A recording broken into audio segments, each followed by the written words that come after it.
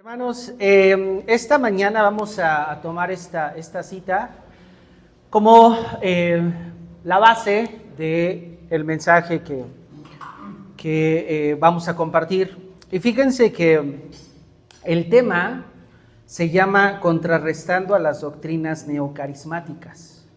Entonces, cuando me compartieron el tema, dije, caray, ¿y eso qué es? ¿Con qué se come? ¿No? Y les quiero preguntar genuinamente, ¿alguien sabe, ha visto, así que tal vez afuera en algún lugar, o que alguien llegue y les diga, no, pues es que yo soy de la iglesia neocarismática? ¿O a qué se referirá este concepto? ¿Alguien sabe, hermanos? ¿Alguien lo ha escuchado? Sí, hemos escuchado, pero visto no. ¿Visto? ¿Y qué ha escuchado de...? Pues que son de esas iglesias. Yo nada más he preguntado, pero a veces no saben qué decir. Ok, entonces así como que es una iglesia. Que es una iglesia donde se adora a Dios y que, no sé, que no saben bien qué es, cómo explicarlo. Porque Ok. yo les digo, voy a la iglesia presbiteriana y si me preguntan qué hacemos, le puedo decir, o en quién creemos, pero ellos dicen, no, nosotros creemos en Dios o en Jesucristo, pero lo demás que hacen no saben explicar. Ok, gracias, hermana. ¿Sí, hermana? Creo que hemos ido, Ok, ¿verdad? Por parte de la familia de mi esposo. Entonces, de hecho, dice sin denominación. sin denominación. Sin denominación. Ok, gracias, hermana. Se basan en los dones que tienen las personas, digamos. Ok, como que los exaltan. Ajá, exaltan los dones de las personas. Muy bien, gracias. Sí, efectivamente, el énfasis que tienen las iglesias carismáticas enfatiza los dones espirituales, la sanación, la profecía y la segunda venida, ya muy cerca. Ahí entra ya un poco de escatología entre el rapto y esas cosas. ¿Y esas cosas? Ajá, y esa corriente. Hay dos corrientes, no recuerdo los nombres, pero ellas creen en el rapto, en los días de tribulación, y en eso es su énfasis. Gracias, hermanos. Estas palabras que nuestros hermanos compartieron, tal vez mientras las estábamos escuchando nos hagan como sentido, ¿no? Nos digan, caray, sí, ya había escuchado hablar de ello, o igual y ya estuve en uno de estos lugares, o tal vez en la semana cuando escucho predicar suenan un poquito más hacia esa parte que hacia lo que escucho todos los domingos en mi iglesia.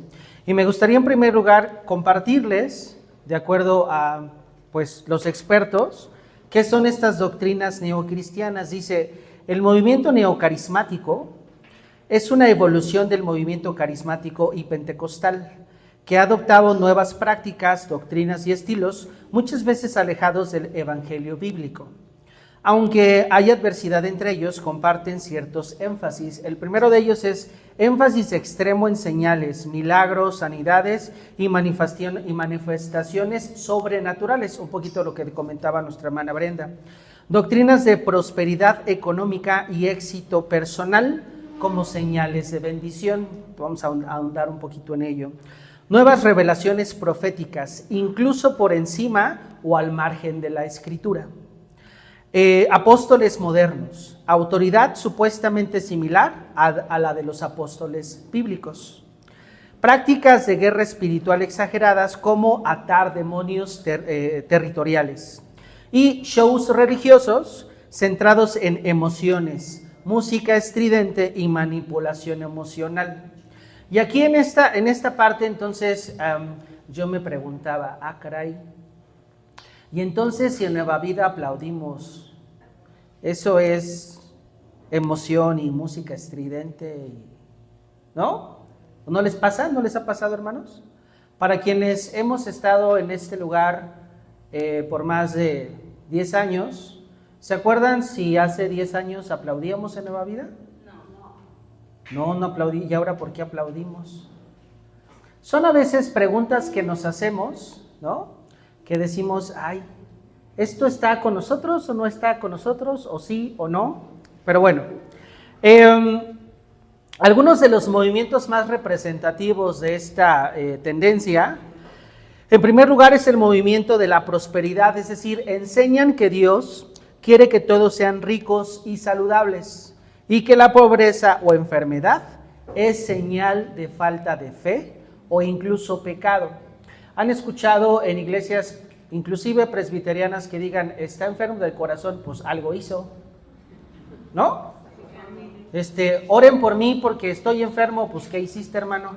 ¿Sí? Como castigo, ¿no? Promueven la idea, perdón, el segundo punto, el segundo movimiento es movimiento de la nueva reforma apostólica. Promueven la idea de restaurar el ministerio apostólico y profético como clave para la conquista de naciones. Enseñan que los apóstoles modernos tienen autoridad territorial y acceso a revelaciones especiales. Y el otro movimiento se llama iglesias hipercarismáticas o del fuego. Estas iglesias hacen énfasis en caídas, es decir, lenguas angelicales, risas santas, visiones, experiencias místicas. Uso muy emotivo y teatral de los cultos que desplazan la exposición bíblica sistemática. Muchos de estos mensajes parecieran tener una base bíblica, porque mencionan a Dios, mencionan a nuestro Señor Jesucristo, pero niegan el evangelio verdadero con sus prácticas centradas en el espectáculo, en la prosperidad y en los milagros. Todo esto también trae ciertas corrientes humanísticas, como lo que hemos estado ya platicando en los anteriores domingos, sobre el humanismo. Pero también parte de estos movimientos lo podemos ver en casa. Y dirán, ah, caray, ¿cómo en casa? A ver, levanten la mano quienes de ustedes ven Netflix. Ay, qué mentirosos. Entonces siguen viendo el 5. Bueno, ¿quién ve el 2, el 4, el 5? A ver, levanten la mano. Pues no. Bien. Ok. Para todos aquellos que vemos Netflix, hay una tendencia específica, sobre todo en las producciones originales de Netflix, en donde hay un número reducido de personajes o integrantes, los cuales son homosexuales, ¿no? Hay una pareja lésbica, o hay una pareja homosexual, o hay una familia diferente. Es decir, en una producción original pues está el concepto de la familia, que es como el 80% de los personajes que aparecen ahí, pero hay una característica minoritaria de ciertos personajes con estas características, que no tienen el sexo definido, que es un niño que se ve como niño pero es niña. ¿Sí recuerdan toda esta parte? También en el 2 y en el 5, por las novelas y los programas también aparecen. Y en las caricaturas también. Entonces, quien dice, no, yo Netflix no, pero Disney sí, también está ahí. Y fíjense que algo que promueve todo esto es justo estas tendencias humanistas sobre el hecho de que no puedo ser mala onda con las minorías. Si yo agredo a las minorías, me convierto en enemigo de la gran sociedad. ¿Sale? Y entonces estas tendencias lo que buscan es hacer que esas minorías sean respetadas.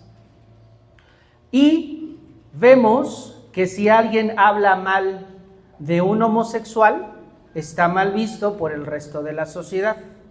Si hablan mal de una familia que tiene 2 mamás, hablan mal del resto de la sociedad. ¿Sale? Todo este tipo de cosas son cosas a las cuales nos enfrentamos y hacemos. Pero ¿cuál es la respuesta o cuál es esa palabra fuerte que tiene nuestro Dios para cada uno de nosotros en esta mañana? La vamos a averiguar. Vamos a orar, hermanos. Cierren sus ojos, por favor. Padre, gracias, Señor, te damos porque nos permites estar en tu casa de oración. Gracias también, Dios mío, porque nos das pues el tiempo, Señor, la paciencia, Dios mío. Y te pedimos en esta mañana, Señor, que abras nuestra mente para esta palabra que traes para cada uno de nosotros, Señor. Que logremos entender a través de tu palabra, Señor, este mensaje. que este mensaje, Señor, lo guardes en nuestro corazón para que podamos tener respuesta ante estas tendencias, Señor, y podamos ser fuertes, Dios mío, en nuestra creencia, Señor, de que tú eres nuestro Padre, Señor, que el verdadero evangelio es gracias a ti, Señor, y por ti, Dios mío. Todo esto, Señor, te lo pido y te lo agradezco en el bendito nombre de tu Hijo amado, Cristo Jesús. Amén.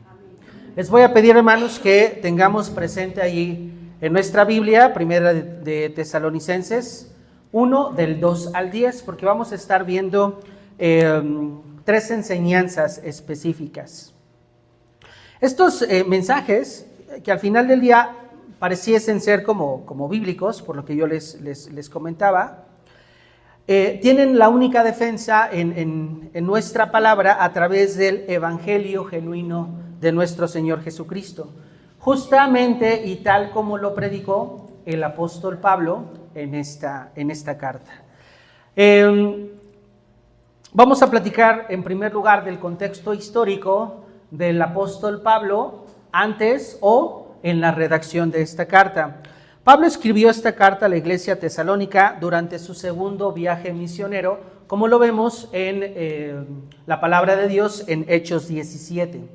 Él había predicado con poder y en poco tiempo muchos creyeron. Pero por la persecución, había una persecución y entonces tuvo que salir de noche y tuvo que salir escondido. Sin embargo, la semilla ya había sido germinada y muchos creyeron. Por ello, no pudo regresar porque sus enemigos levantaron calumnias contra él. Si bien es cierto, el día de hoy nosotros podemos de manera libre tener un lugar para adorar a nuestro Dios, para compartir su mensaje, así como en aquel tiempo el evangelio fue atacado con persecución y difamación, en nuestro tiempo, hermanos, el evangelio es atacado con distorsión. No con piedras, sino con doctrinas adulteradas, sino con estas pequeñas cambios que son tan repetitivos como lo que les mencionaba de estas pequeñas minorías que después se vuelven completamente normales. Y ya no puede existir una película o una serie que no lo tenga. ¿Se recuerdan hace algunos años cómo eran los besos en las telenovelas mexicanas? ¿Cómo eran los besos? Bueno, las películas, vamos a las películas. Las películas de Pedro Infante y de esas. ¿Cómo eran los besos?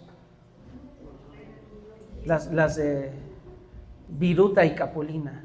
Pues los besos nada más eran así, ¿no? O ni se veía que se tocaban los labios, nada más era así como, ¿no? Como se cubrían con el sombrero, ¿no? Y eso... Mi papá y mi mamá se escribían, así se enamoraron, ni se agarraban la mano.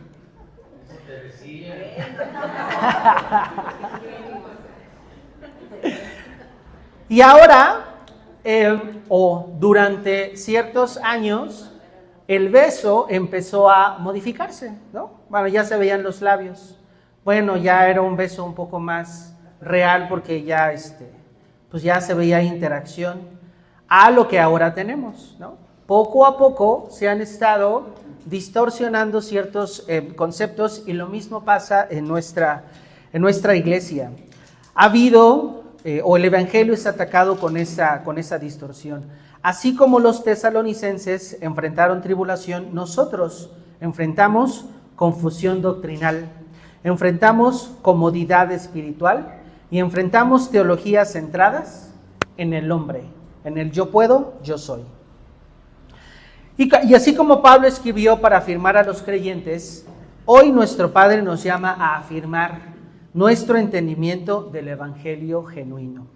Esta mañana vamos a tener 3 enseñanzas, hermanos. La primera de ellas se basa justo en las características de ese evangelio genuino. Les voy a pedir, por favor, que lean alguien fuerte el versículo 5, por favor. Pues nuestro evangelio no llegó a vosotros en palabras solamente, sino también en poder, en el Espíritu Santo y en plena certidumbre. Como bien sabéis, cuáles fuimos entre vosotros por amor de vosotros. Pablo no solo predica en este versículo una doctrina, sino que también menciona que es una verdad viviente.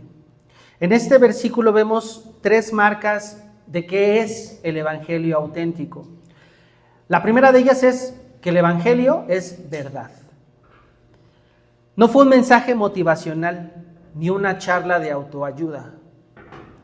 Más bien fue la verdad revelada de Dios. Rápidamente alguien que me ayude a encontrar Juan 17:17. ¿Qué dice Juan 17:17? Santificándonos en tu verdad, tu palabra es verdad. Tu palabra es verdad. No es una charla de autoayuda, no es únete a los optimistas. En el evangelio genuino no hay espacio para el engaño de la prosperidad como señal de fe, ni promesas de una vida sin pruebas, sino todo lo contrario.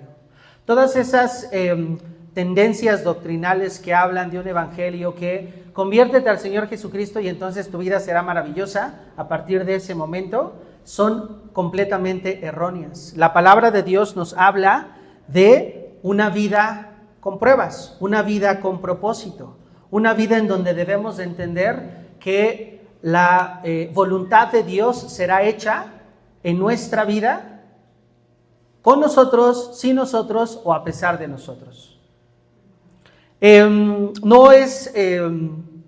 Entonces, no hay espacio para el engaño de la prosperidad como señal de fe. Número 2, poder. No en un poder espectacular ni emocional de superhéroe ni ese tipo de cosas. Más bien, el poder de Dios para salvación.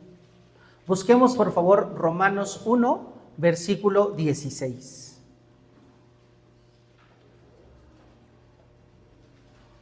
Porque no me avergüenzo del evangelio, porque es poder de Dios para salvación a todo el que cree, al judío primeramente y también al griego.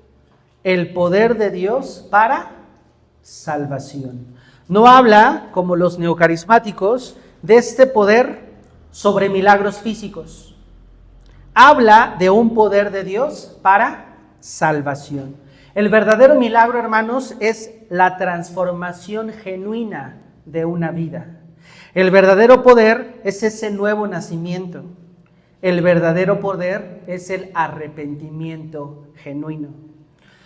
Dios nos hace libres, Dios nos hizo libres, pero la verdadera libertad significa puedo, pero no quiero. No es, no lo hago porque es malo, porque entonces ya estamos pecando. Puedo, pero no quiero porque no edifica mi vida. Puedo, pero no lo hago porque no es bueno para mí, porque tengo esa conciencia real de ese nuevo nacimiento, de ese arrepentimiento genuino, de esa verdadera transformación de vida. Ese es el verdadero poder. Y el número 3, la convicción. El apóstol Pablo predicó con profunda seguridad. No fue ni ambiguo ni inseguro, porque era la palabra de Dios. Cuando el Espíritu obra, la palabra penetra al corazón. Busquemos Hebreos 4, versículo 12, por favor.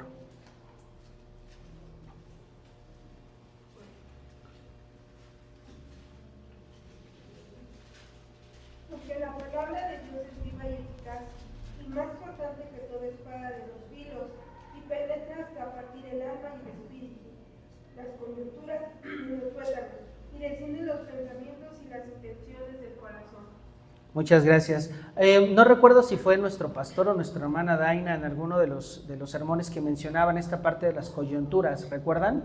Hasta allá llega la palabra de nuestro Dios. Entonces, cuando escuchamos a estas otras tendencias, evidentemente ese no es el propósito de esa palabra compartida. La palabra de Dios tiene esta convicción de que penetra al corazón. No necesitamos entonces ni cruzadas, ni milagros, ni espectáculos. Es compartir el evangelio en mensajes cristocéntricos que nos permitan justamente esa transformación de vida, ese nuevo nacimiento, ese arrepentimiento genuino.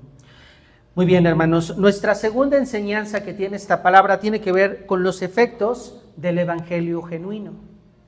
¿Quién puede leer, por favor, el versículo 6 ahora?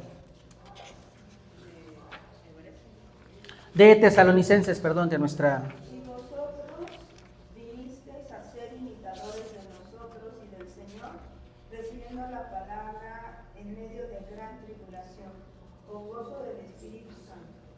El apóstol Pablo aquí describe el impacto del evangelio en la vida de los creyentes. A pesar de que él tuvo realmente un poco tiempo de compartir la palabra de Dios dice que muchas personas se convirtieron en ese momento. Y esto nos habla en primer lugar de la perseverancia en medio de la tribulación. Escuchábamos al inicio que estas doctrinas neocristianas hablan de que Dios quiere ricos y gente saludable. Que si estás pobre y enfermo es por pecado. ¿Sale? En esta perseverancia en medio de la tribulación, en primer lugar, no huyeron del sufrimiento. Jesús dijo que el evangelio divide y que trae tribulación. Esto lo vemos en su palabra en Juan 16:33 y también en Mateo 10 de los versículos 34 al 36. En esta parte habla también en Mateo 13 del 20 al 21, una porción de la palabra que todos conocemos que es la parábola del sembrador, que los que no tienen raíz en la verdad caen ante la prueba. Los tesalonicenses, sin embargo, permanecieron.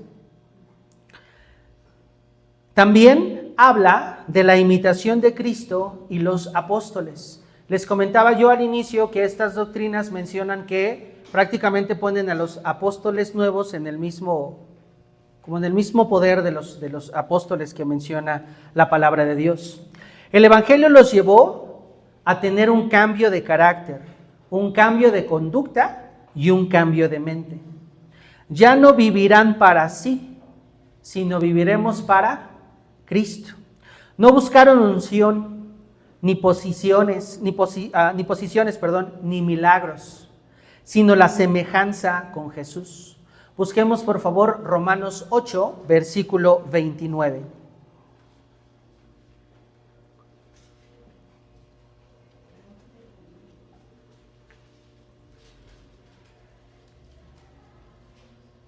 Porque a los que antes conoció también los predestinó para que fuesen hechos conforme a la imagen de su Hijo, para que Él sea el primogénito entre muchos hermanos.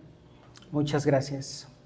Y si tienes alguna duda sobre qué es lo que estoy creyendo, en qué estoy creyendo, qué tan desviado estoy de la verdad, hagámonos las siguientes preguntas. En primer lugar, ¿tu vida imita a Cristo o imita a un predicador de las redes sociales? ¿Tus decisiones diarias se parecen a las de los apóstoles perseguidos o de los influyentes modernos que viven como celebridades? El conocer nos da la posibilidad de poder analizar y poner un juicio de valor sobre las actividades o decisiones que tomamos. Esto nos ayuda como a poder calibrar de qué lado me estoy yendo. ¿Hacia dónde tengo que regresar? O una palomita, me siento tranquilo porque tengo la respuesta a estas dos preguntas específicas. Y número 3, el fruto del evangelio genuino. ¿Quién puede por favor leer el versículo 8?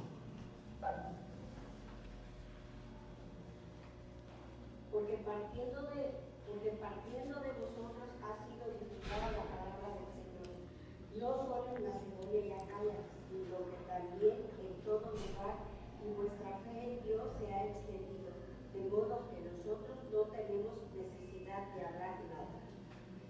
Gracias, porque partiendo de vosotros ha sido divulgada la palabra del Señor. Porque partiendo de Nueva Vida es divulgada la palabra del Señor. Porque nuestra fe en Dios se ha extendido. Amén, hermanos. Amén. Aquí vemos el resultado natural del evangelio verdadero. En primer lugar, el evangelio es proclamado. No podemos callarlo, sino más bien el testimonio o nuestro testimonio suena como trompeta o debe sonar como trompeta para todas las regiones. No había YouTube ni redes sociales en ese entonces, pero la fe retumbaba por toda Macedonia. El creyente transformado no necesita marketing, más bien su vida grita el evangelio. La fe es visible, hermanos, el cambio fue evidente. Nadie tenía que preguntar, ¿y esta persona será cristiana, no será cristiana? Los tesalonicenses mostraban con su vida que Cristo vivía en ellos. Vamos a buscar Gálatas 2, el versículo 20, por favor.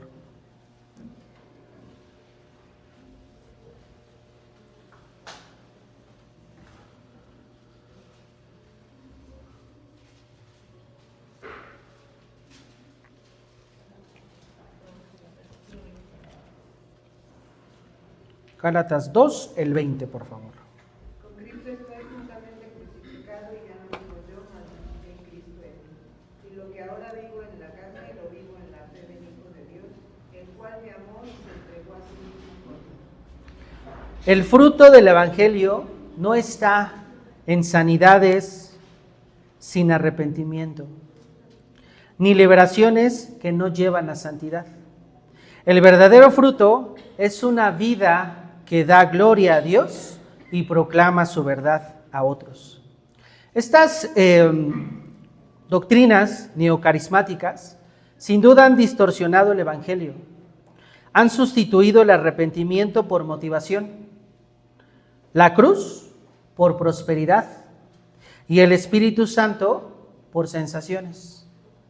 Les voy a repetir esta parte. Han sustituido el arrepentimiento por motivación,